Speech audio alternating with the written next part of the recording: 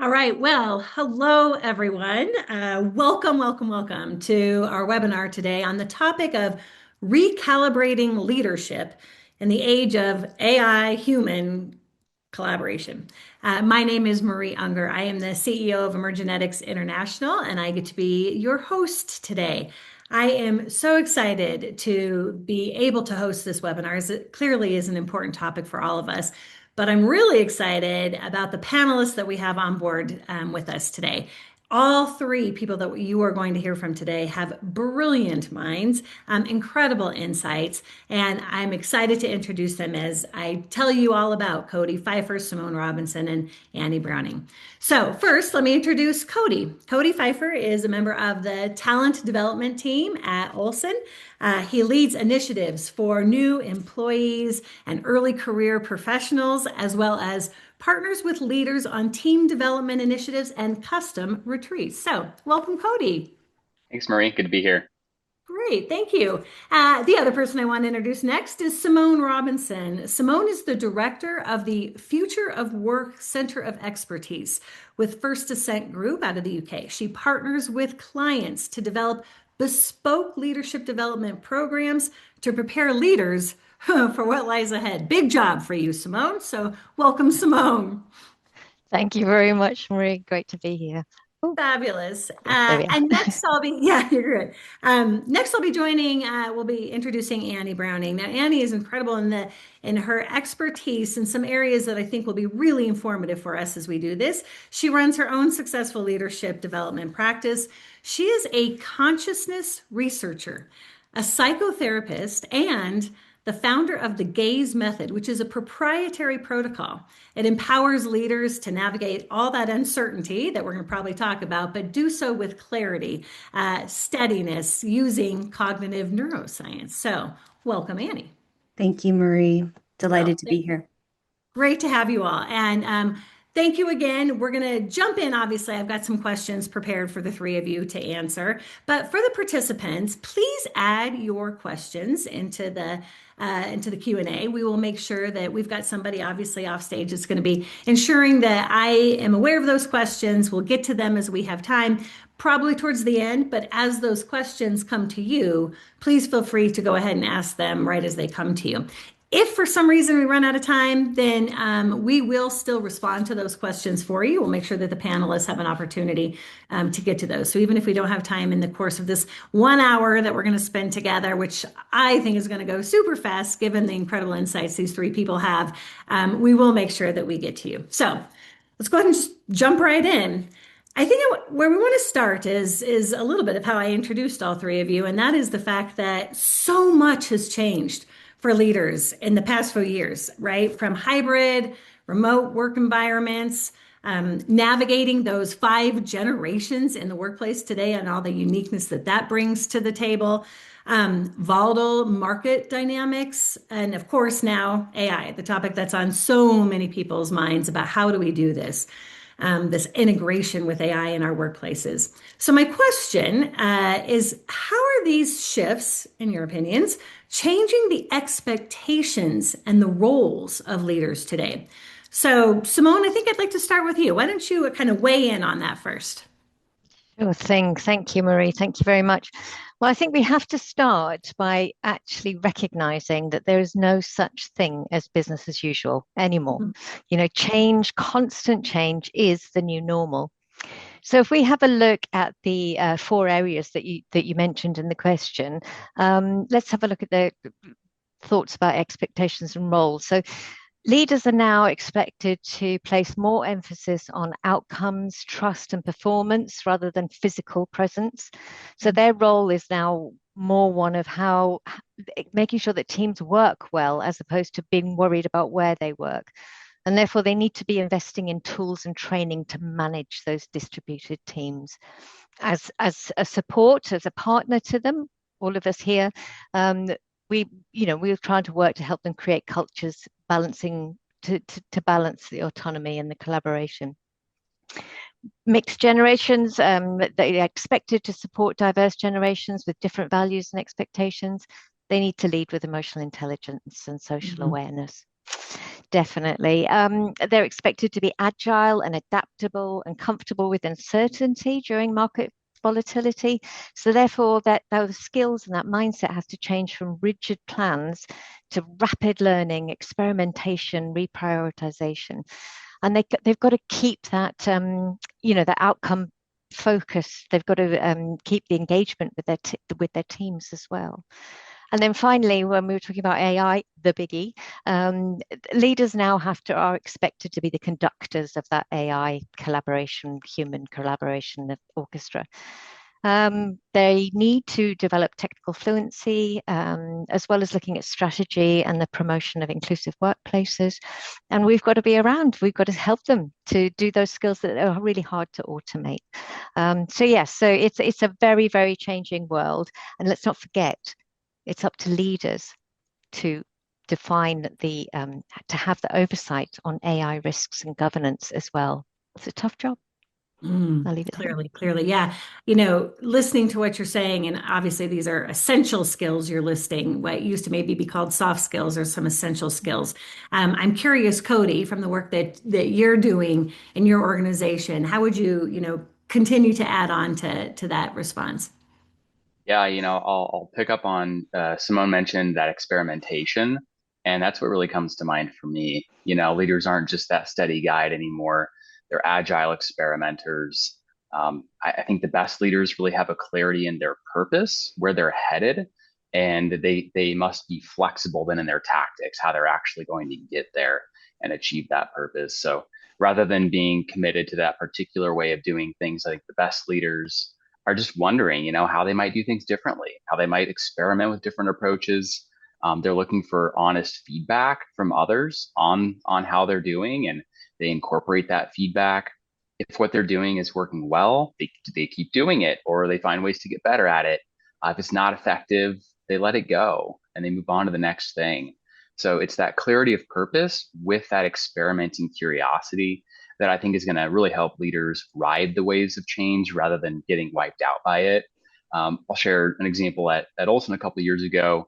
We experienced an evolution in our organizational culture. So we had geography-based teams where team members were largely located in the same area, and we transitioned to dispersed work teams.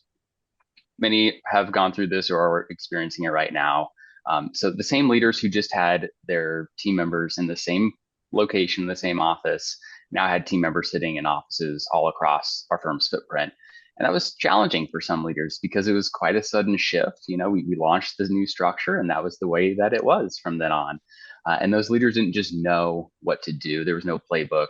They had to figure it out. Our talent development team had some support there with that transition, things like leader cohorts, peer mentoring, communication pieces on our intranet, really all with the goal to encourage that experimentation, that shared learning, and just a sense of collective challenge, to alleviate the sense in those leaders that, I'm struggling with this alone. And that wasn't the case.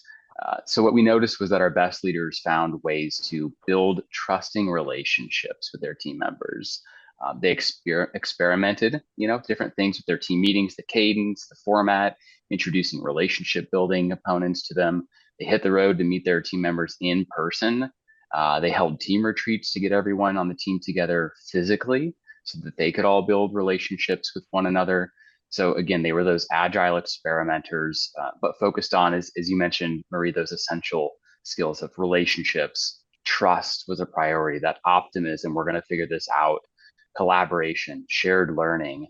And those are still going to be the expectations of leaders as we continue integrating AI into our work and experience other change. Yeah, fabulous. Great example. I like the term collective challenge. And when I think about the experimentation you've mentioned as well, both of you have kind of talked about that, which then kind of ties into Annie, something I'm curious about in your introduction. We talked about your expertise in kind of navigating uncertainty. So maybe you could speak a little bit more to that first question, but in that kind of frame. So maybe I'll start by, even turning the question on its head a little bit Mm, of when we look at expectations, my question always is whose expectations, right? That we have all these market factors right now that are increasing expectations. And the reality is when we look at human consciousness, even the human body, there is literally only so much information we can actually navigate and process at any point in time. So this is where I'll link into uncertainty. Our intolerance of uncertainty often rises when we are overwhelmed and inundated with even just multiple choices that we literally cannot process adequately. So I believe, we'll call it the new human, the new leader, is actually practicing a bit of a paradox that as information and the pace and rate of the world increases, human capacity actually starts to slow down. mm, What I mean by that is we become far more thoughtful, intentional, purposeful. It's aligning a bit with what Cody's mentioning. Not everything warrants a response. We actually are evoking or instilling within us some capacities for wise leadership, conscious leadership, that is practicing some foresight, very particularly when we're faced with sort of uncertainty that inundates us. What we know from the research is those who have the capacity for future time perception, the ability to start to perceive a potential future. It doesn't mean it's probable, but you start to dream a bit about what the future could become. Then your state of anxiety, your perception of uncertainty starts to go down dramatically. And that's where the body, the brain, the psyche can actually start to catch up with the rate of change because we're no longer trying to keep pace with it or mm. outwit it.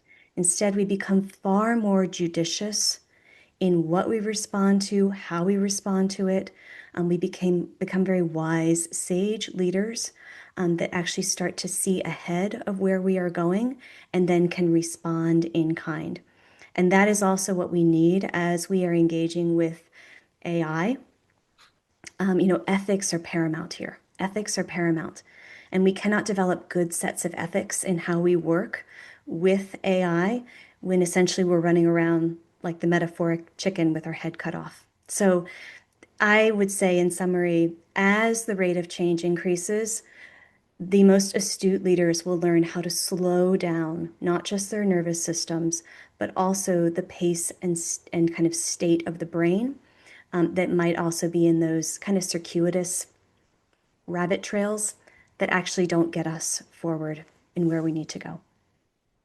Oh, that's wonderfully reassuring. I am familiar with the May it be term. so.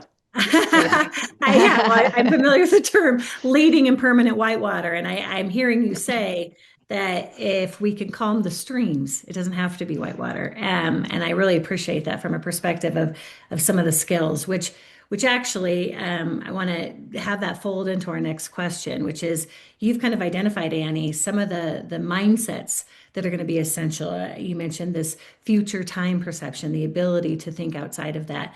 Um, I think my question for all of you again here is, what capabilities or other mindsets do you think are becoming most critical as leaders thrive in this new era with AI? So, Cody, let's go ahead and have you jump in this time first. Yeah, happy to kick us off. At Olson, one of the things we emphasize a lot is the importance of emotional intelligence in effective leadership. And I think that's just going to continue to be really increasingly critical for leaders in the AI human era. Um, our leadership forum program designed for new and emerging leaders. Participants in that program complete an emotional intelligence assessment. They go through a one-on-one debrief with someone from our leadership development team to just explore, how are these attributes showing up in their work and in their life? And then we design an action plan to keep them moving toward greater emotional intelligence. When somebody has high emotional intelligence, they are able to really recognize the emotions in themselves and in others. They can use that emotional information to guide their thinking and their behavior.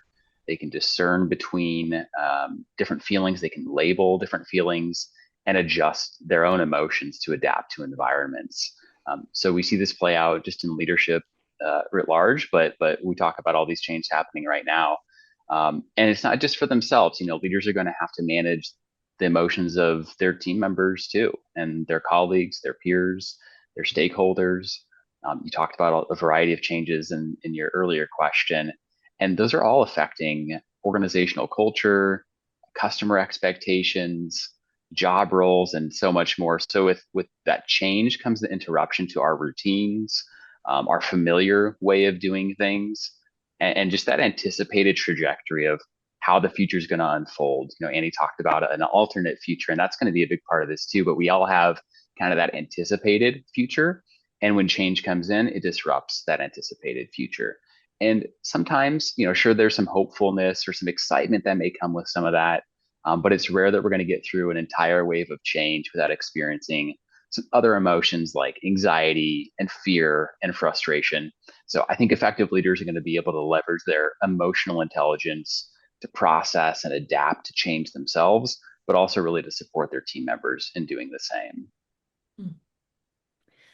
Yeah, I'm the emotional intelligence concept. I think, the concept has been with us for a while, but the emphasis on what that really means and how we navigate. I'm going to kind of come back to you, Annie, because you mentioned that, what does it take for us to be emotionally intelligent today, especially under stress and anxiety, like you said, Cody. So maybe piggyback on what Cody was saying a little bit. So I want to sort of name two pieces of that. One is some skills that I teach and recommend or guide individuals and groups in that fall under the emotional intelligence and also intuitive intelligence category. And then I also want to secondarily mention the role that I believe existential intelligence is going to start to play in our future. So, three skills that I find to be paramount, Cody's mentioned one already, is the skill of attunement. Being able to, we'll call it read the room, walk in, being able to sense and feel and know exactly the emotional state of another person, and then respond in kind. It doesn't mean we always match one another, but you start by beginning of noticing where it is. And then ideally start to raise the emotional intelligence of the room with the second skill, which is called entrainment. So entrainment is also very body-based. And I'm going to take a little T here and just say one thing we don't talk a lot about when we talk about AI is that AI does not have a body. And I wish that would be brought up more. But AI does not have a body. Humans have a physical body. And so this is where entrainment comes in. We know that we can support regulating systems and individuals through our bodies, through the intelligence that is carried in our bodies, and that can immediately shift the state of a system, of others, potentially even there's great studies about what it starts to shift across the world. And then the third piece is coherence. The third skill I often train is your ability to stay solid and centered under kind of ongoing whitewater pressure that feels like it will never end. And it's not just being grounded, but there is a resilience that can be cultivated in each of us that recognizes that as the world increases in its volume and its chaos, we do not need to become reflections of that chaos, that we start to create a counterbalance in how coherent we are. So those are three skills. Then secondly, it leads to where I believe we're going. I believe, and this is patterned throughout history, that existential intelligence is going to become paramount. This capacity for all of us to start to become sense makers, meaning makers. Because when we are faced with unrelenting information that often has disparate natures to it, it does not rationally make sense and it conflicts with one another. When we have a solid sense of existential intelligence, being able to make sense of the world, derive meaning, chart purpose, set a trajectory, those skills in particular is what helps us sort of cut a course through the churn that we're in right now. And that is effective, actually empowering and inspirational leadership that is able to answer some of those big meta questions in life, not with overconfidence, but with that sort of solid clarity that has a bit of prescience, get a sense of where we're going, and is willing to name those values with candor and conviction, that is part of what cuts through the noise right now in this super cycle of change. And that is a skill that can be cultivated in all of us. Hmm. Oh, Wow. brilliant, brilliant. And Marie, if I can, Yeah, jump in. we tend to, well, we like to talk about the when we look at that AI humanity, it's the AI cans and can'ts, the cans and cannots, and there's a couple of examples which tie in so beautifully with Annie and Cody. So AI can generate multiple options or scenarios really, really quickly, but it can't exercise judgment in ambiguity and uncertainty. It doesn't understand those kind of things. So AI can apply rules consistently and not get tired. However, it can't adapt its behavior based on relationships or trust or that curiosity that Cody talked about. Um, AI can automate consistent, it can just repeatable tasks and rule-based work, but it can't lead with empathy, courage, and moral responsibility. So when it comes to, in my opinion, when it comes to human AI collaboration, AI increases a leader's capability, but it's the leader's mindset, which is what Annie was saying. It's about that taking those decisions, which provides the context and the judgment and the ultimate accountability. Yeah, wow. You've got me thinking, all of you, about, the fact that these skills that are needed are distinctly human. And yet we can regulate sort of to the existential intelligence or some of those things about, can't read the room, that you can't do the morals that humans necessarily carry with us, which then gets me thinking about the concept of collaboration with this AI thing that's out there, and AI human collaboration together. What would you say? We talked about the skills, but what does effective leadership look like in that context of collaboration? I don't know. Annie, we'll start with you. So I think everything begins with reflexivity and self-awareness. I mean, that's so foundational. If you've worked with AI, it can take you down a pretty deep rabbit hole. In psychology, we're already predicting that there's going to be an addition to the DSM-5, which is a diagnostic manual that is related to AI psychosis. So that's already being kind of worked on, where you sort of go down this rabbit hole and all of a sudden you're like, where am I? Who am I? And what's going on here? So with that, there's an invitation for all of us to practice reflexivity, deep self-awareness. I believe there's another capacity when we think of higher order thought in the brain, where we are asking AI and collaborating with it around the right questions, not every question. And the ones that actually, in a wise way, are bringing about the best of AI and human collaboration. We could call it even information and intuition, the left and the right hemisphere of the brain, instead of looking for it to come together or giving it all, to AI. I believe there's an invitation for all of us to, I'll think about how to say this well.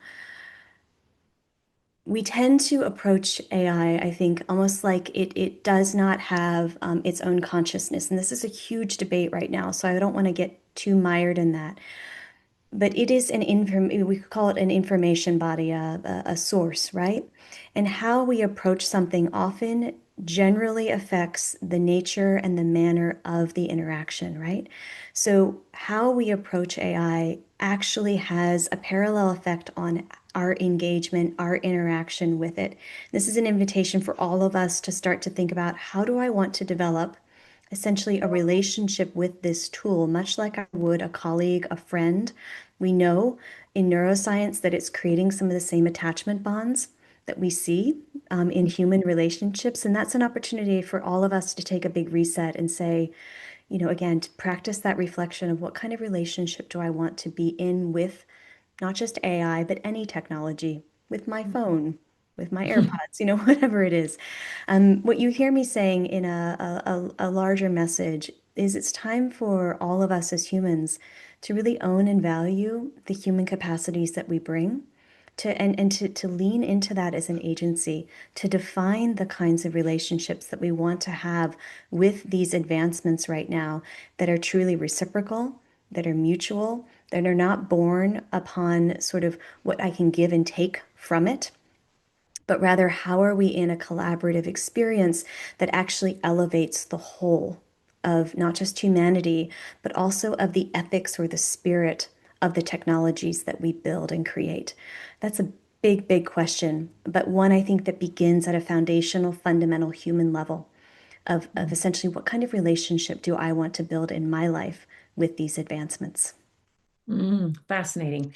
Yeah, that's a fascinating concept, especially when you talk about any technological device in general or any system that we're accessing, which then, well, and Simone, maybe you can jump into this because I'm aware Google execs just visited the UK. So I'm just curious if you learned of any insights during that experience. Yes, indeed. Yes, so Sundar Pichai, the CEO of Google, was interviewed by the BBC recently, and he was actually asking about the AI bubble. He was saying, it's going to happen. He was quite adamant. There's going to be a lot of AI companies that disappear. When he was asked, could Google weather the storm, he said, yes, but it's going to impact us. So, yeah, I'm sure they can with all their millions. So there we go. But he did say that he didn't think any company would be immune, including Google. And then when he was asked to speak about the impact on jobs, he shared his thoughts that it doesn't matter if young people want to be a teacher or a doctor, all those professions will still be around, obviously, but the people who will do well are the ones that are learning how to use the tools. I feel that those leaders who are going to do well with the integration are those that keep that strategic curiosity, as we were saying, empower their people, and also are willing to make those critical decisions around AI, which is governance based, about who's allowed to decide what, with what support, what do they need, and what kind of errors are we willing to tolerate across our organization. And Annie, I always say please and thank you when I'm using AI, because I just think this is a relationship and you're helping me. That's that's outstanding, Simone. Yeah, there's different tones that sometimes I use. I get mad. I'm like, answer me the right way. And I think we are learning that the reality is AI is not going to be such a new shiny device, but really just the norm, right? The norm of the way we work, the way we do business, et cetera. And in some ways, it's already happening now. I'm curious, Cody, from your perspective, if you would like to add on to that, from that effective leadership, when AI is kind of the norm, how would you respond to that? Yeah, when I hear that question, I think not just about AI human collaboration being the norm, but becoming the norm. And I feel like right now we're really in that becoming phase, where we've got a few true innovators they're taking risks, they're experimenting, they're testing the limits.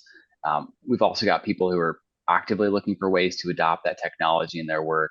There's people who are just kind of going with the flow right now, and we've also got some skeptics who are maybe even resistant to adopting some of this. So for leaders to be effective in navigating the becoming phase that I feel we're in right now, really it comes down to communication. They need to communicate clearly and consistently about the expectations that they have for their people around the consequences and the applications of AI. Does your organization have a clear stance or a policy on AI? At Olson, our AI policies published on our intranet, along with some resources around applications, guidance, data protection. All that's available for employees. Our executive vice president of innovation and technology is responsible for promoting innovation across the firm. And that includes the integration of AI tools in our work. And that doesn't just mean this top-down injection of this technology across the organization. In alignment with our culture, it looks like a decentralized entrepreneurial approach that rewards those employees and teams who are taking a calculated risk. They're figuring out how to make it work. They're not just doing business as usual. They're kind of testing the limits there. And that decentralized approach really protects against, I think, an organization-wide resistance to this new technology or this change, because it acknowledges that the pace, the scope, the application of these tools is just going to vary based on the needs that each team faces. We have lots of teams across many markets and disciplines, and their needs are different. So what that looks like for them is going to be different as well. On the thread of communication over the past year or so, at Olson, we've held a bi-monthly series called Olson 6x6. And it's just this fast-paced way to share about some of the unique things that we're doing to help our clients. So think of it as like a mashup between a TED Talk and a Lunch and Learn.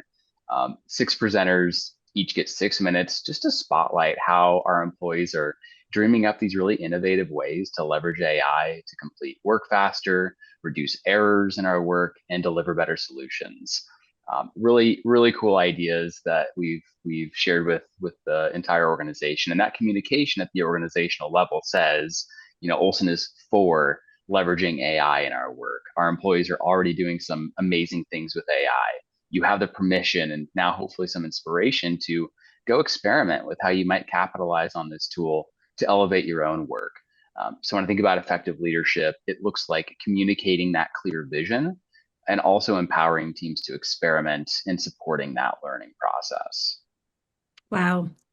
First of all, Cody, thank you, because I think providing some very practical, concrete examples so that people can take, I wrote down 6x6. That's outstanding. What a wonderful opportunity for organizations to hear from a lot of other people in the organization, but do so in kind of the micro bites that we're actually becoming used to. So maybe can you continue a little bit more with some of those examples, specific to your leadership programs? I know that's part of your responsibilities there at Olson. How are you evolving those leadership programs so that they can reflect those new realities of work? And then I'd actually invite Simone, Annie to jump in and give us some of those examples too. So we'll start with you, Cody.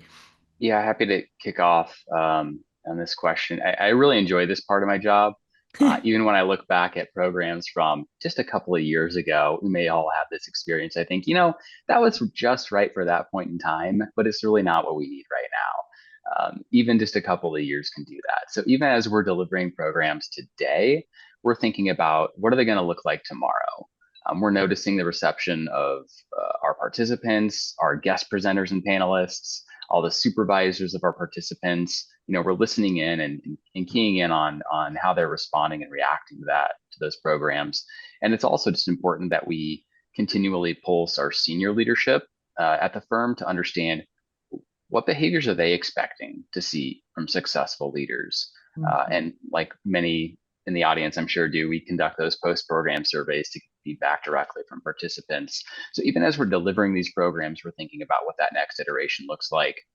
And much like what we talked about with leadership earlier, it's less about the tactics and it's more about that iterative approach.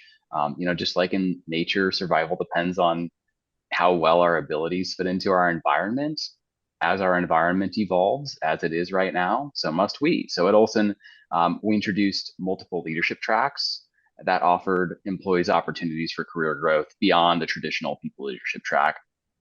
So we now have 4 leadership tracks: people leadership, project leadership, client leadership, and technical leadership. So it provides that opportunity to still grow and develop and gain more responsibility throughout one's career. And the introduction of those leadership tracks prompted us to modify our leadership development programs. I mentioned our leadership forum program earlier that targets our new and emerging people leaders. We have a project manager development program. It's foundational for anybody on that project leadership track. I talked about the variety of our technical needs earlier because the technical aspects of the work that our teams are doing it varies so widely. We either customize technical training in-house or we're relying on those industry programs or certifications for development in that area. So those are just a few examples of how we've evolved our programs based on the evolving expectations of our clients, our employees, and the industry. What I find interesting about that, Cody, is I've done some talks around the concept of mass personalization and the expectation that our generations have in having a personalized experience by offering multiple tracks. It sounds like you're really providing that type of a personal experience. So, Annie, I know in the programs that you offer, you're really providing a personalized experience. Maybe you could talk about some of the things you're doing with your leadership programming as well. Sure. And this is what I love about the panel. Like I'm learning here too. I love all these different approaches. It sounds like what you're describing, Cody, is one particular approach to leadership development. The approach I use, we would classically call a bottom-up leadership development approach, where what I look at is building a particular set of capacities in an individual or in a team that then naturally we know some correlated skill sets will start to develop over time. Particularly the work I do, the gaze method that is a proprietary method, is creating what's called a high entropy state in the brain. It actually can look very chaotic and disorganized in a lot of the research I do, but it is beneficial, powerful for novel associations that AI simply will not make. So, what we're doing is we're creating a state of consciousness in the brain, in the body, in the experience for individuals, for leaders to start to create these really innovative connections that I want to say is different than sitting in a room and dreaming up some new ideas. This is where we have clarity, insight, what we call noetic, that just drops in suddenly. It's very a la Albert Einstein in terms of how something may feel received, in terms of an idea, a project, a direction, a course that they may wish to take for themselves or for their team. So we're coming at it a bit more inductively of how do we create these optimal conditions in the brain so that then this capacity naturally grows. And then what I see happening over time, it tends to be cumulative, is over the course of about a month or two, then all of a sudden you see some of the ancillary skills that I mentioned earlier. Not just foresight in terms of innovation, but some of those soft skills naturally becoming because we've created the optimal conditions neurologically for essentially skill to follow state. So we create the state and then we track how the skills are naturally emerging. So we all come at it, from different angles.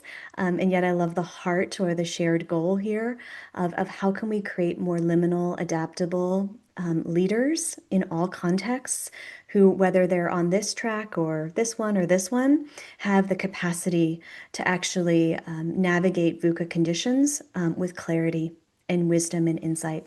And so that's my goal, and that's what I facilitate in my leadership programs. You've introduced a new term for me, Annie. Noetic, I think is what you said. I hope Yes. I'm like Mm-hmm. noetic. That is fabulous. I love it. And you said just drops in. Yeah. Explains a lot. I think that's outstanding. And Simone, we're just going to keep piggybacking because I think that, your expertise is the development of bespoke programs. And so Yes. speaking of kind of what do leaders need, maybe you could talk a little bit more about that. Sure, sure. I mean, I think when we talk about evolution within First Ascent, we're talking about the deepening of what we've always done, which is, as you say, leadership development that's bespoke, future ready, and grounded in the real context that leaders are actually operating in. What that means is that our programs are shaped by real challenges, real teams, and help create that judgment that's required to work alongside technologies, and which is obviously becoming more and more important. I mentioned a little while ago that we've got through our future of work portfolio, we're able to help leaders with adaptive mindsets and judgment, collaboration, and resilience, helping them to be able to lead alongside technology with a multiple generation with the market of volatility for market. Volatility. Thank Vol you. Thank Uh-huh, you. sure. I got you. Sometimes, the game shorts. You just have to have a restart. We got you. Yeah. So yeah. So that's yeah. We've just evolved. Yeah, with the future of work very clearly in mind. Yeah, wonderful, wonderful. Well, it's just so exciting to think about all the opportunities that will exist, I think, for our leaders to really surface the things that will be necessary in this VUCA environment, as Annie mentioned, to the volatility of the world. Now, of course, because this webinar is hosted by Emergenetics, we have to ask an Emergenetics question. So the Emergenetics question, I'm excited to ask all of you today, and Simone Warning, I'm going to start with you. But Okay. how are you using then emergenetics specifically to strengthen your leadership development programs and to help prepare leaders for the future? Okay, I'll start by saying we love epigenetics. We can Yay. stop Thank there you. if you want. Is that's enough? No. That's it. We're done. Yeah, yeah, we're done. Epigenetics, as many of us know, and hopefully those their guests on the call as well, provides a common language, a common, really positive language, so that challenging issues could actually be discussed. It might be AI, it might be future of work, it could be anything, across generations and in any format, remotely, hybrid, where our normal are kind of, there are differences in our language in generational and sometimes culturally as well. We always place epigenetics at the front of our leadership development programs so that we can help leaders appreciate their unique thinking and behavioral preferences and encourage that greater self-awareness that we've all talked about.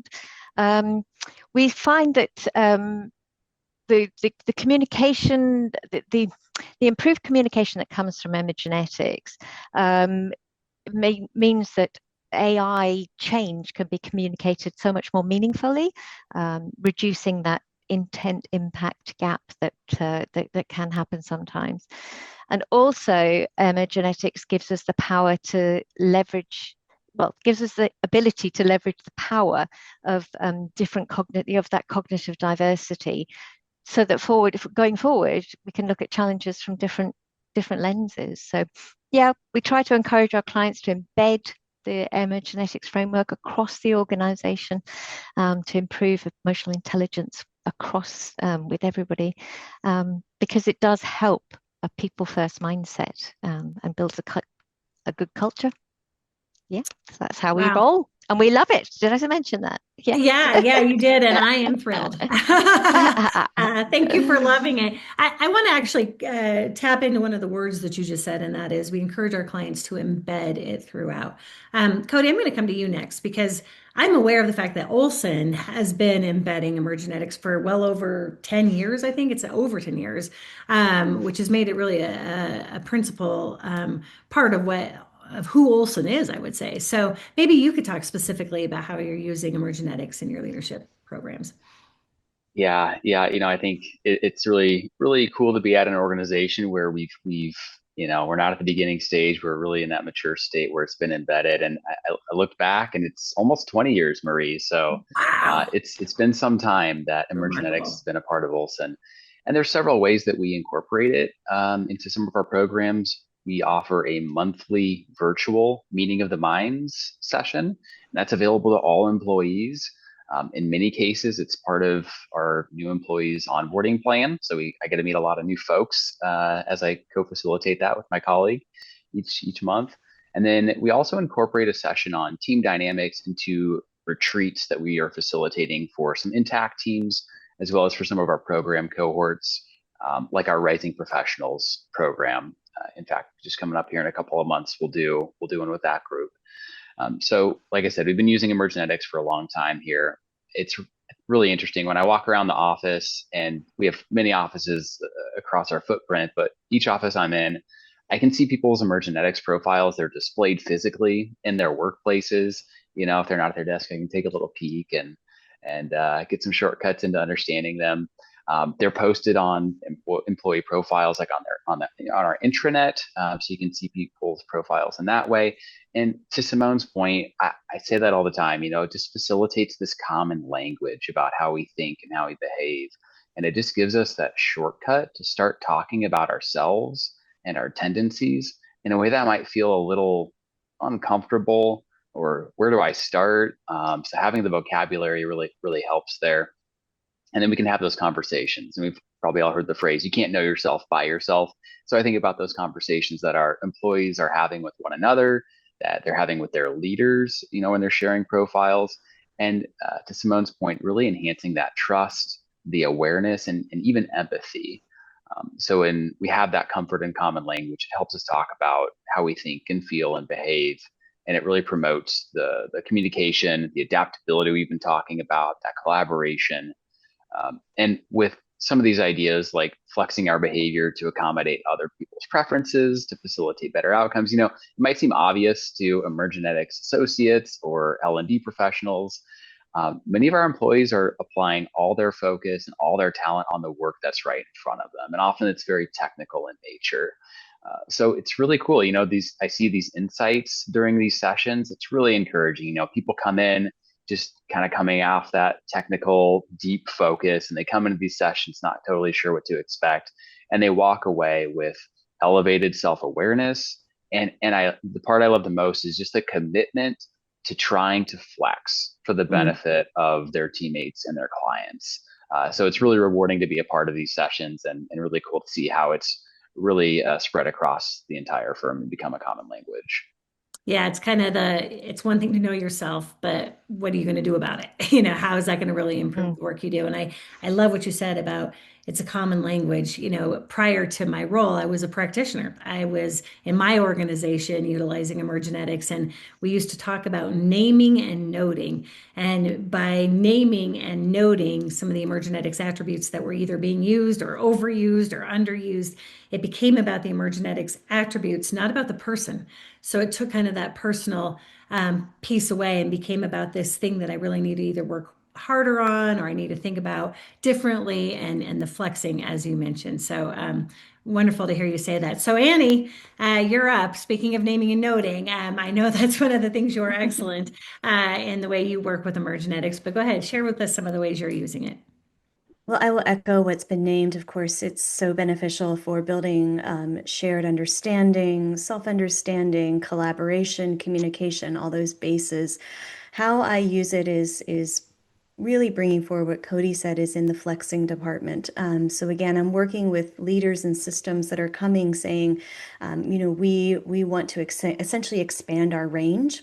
We want to expand our state, our capacity in this VUCA environment. And so that's where I find flexing, looking still from a strengths-based perspective, but looking at where there are, I don't want to call them deficits, but sort of capacities that could be strengthened right now. That actually would leverage the whole and often create more of a cohesive narrative, often for a team that might feel misaligned. They might be a we team, but that doesn't mean they're always getting along. And so sometimes we look at that at a more nuanced level of what do we need to kind of bring forward here. So that's where the gaze method comes in, because again, we're working at a state level. And a lot of my research is based in looking at left and right hemispheric, essentially heat maps or spectrograms, looking at where there's blood flow in both sides of the brain. And what's fascinating is to watch in gaze as someone's practicing. There's some foundational eye movements where we're seeing individuals who are primarily left hemispheric dominant, seeing additional activity in the right hemisphere, and then vice versa. And to me, that's also one of the benefits of emergenetics is to say foundationally, these are your preferences. This is your home base.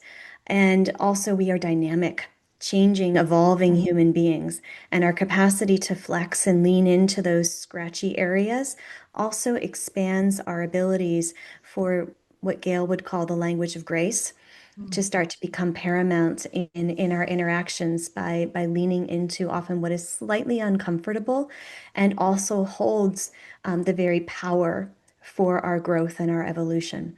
So that's where I bring in my research, but also the practicals of sometimes it's what do you want to achieve here? How do you want to grow? How can we use emergenetics as a lens, a framework for your growth path? Great. Wow.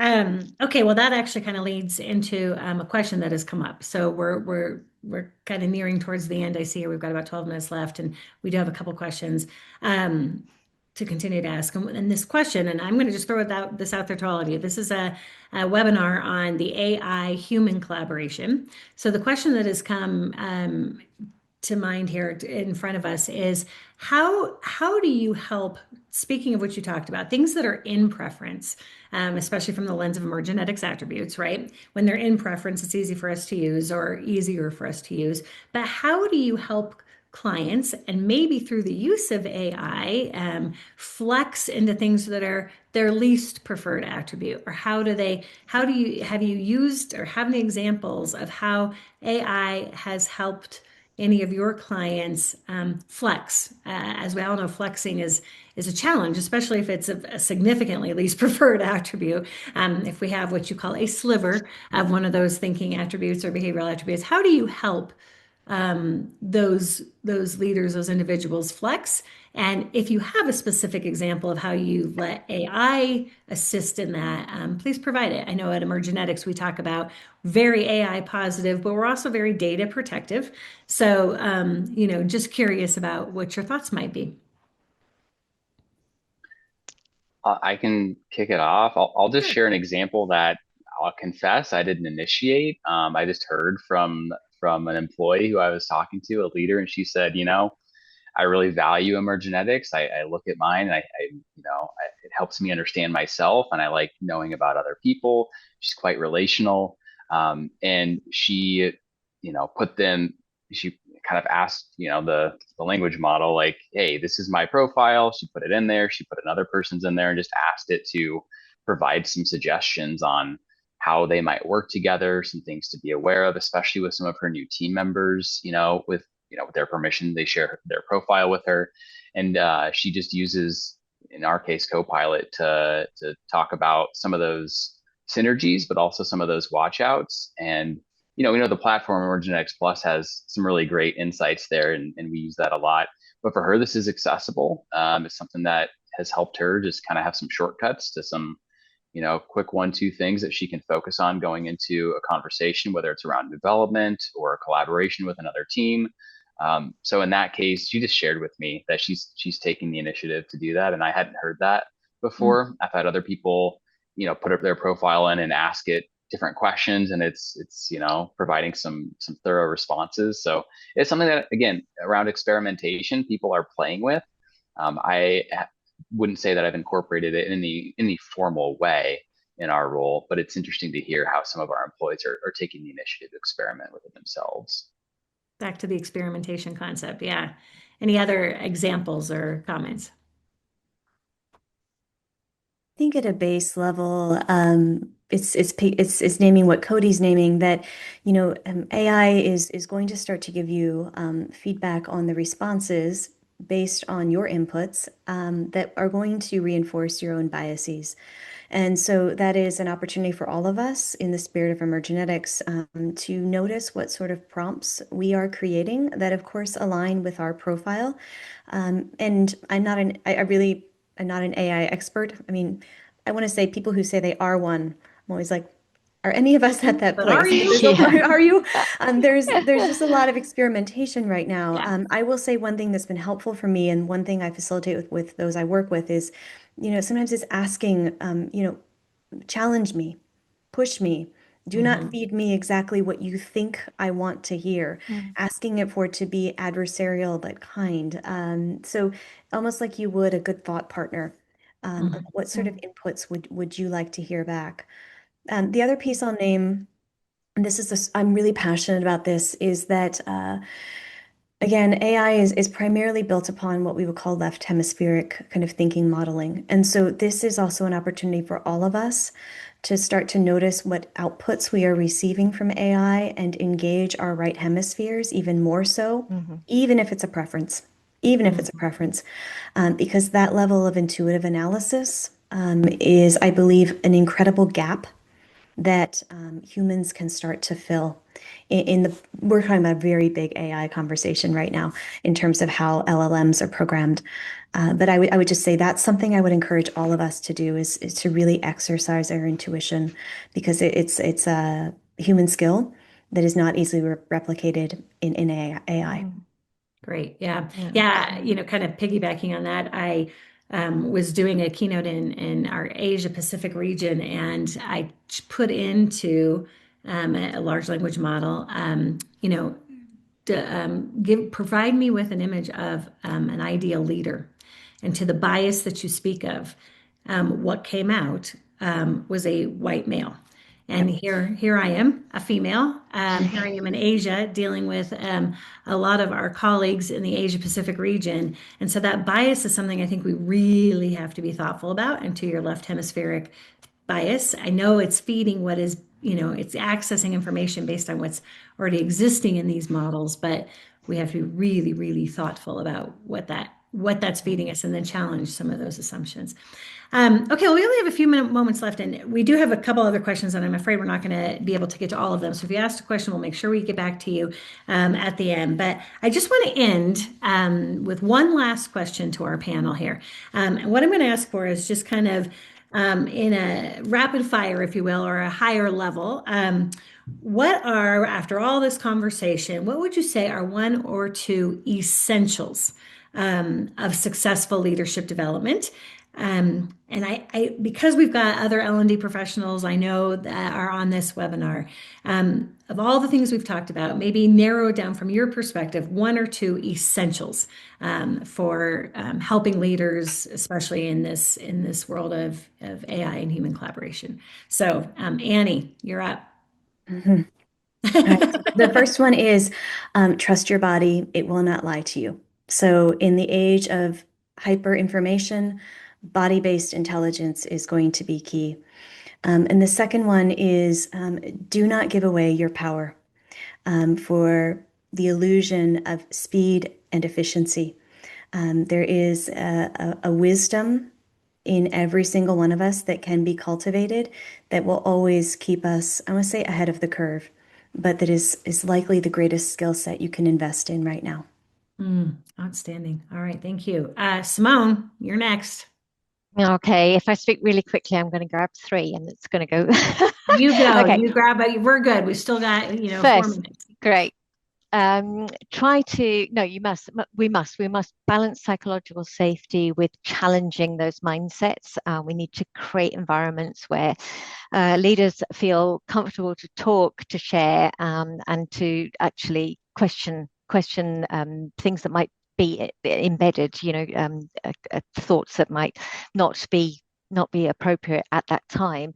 A good place to do that is usually outdoors or at least away from your workplace. Highly recommended. Secondly, embed leadership development across your organization, across the entire system. Leadership doesn't get developed in workshops. It comes through that day-to-day practice.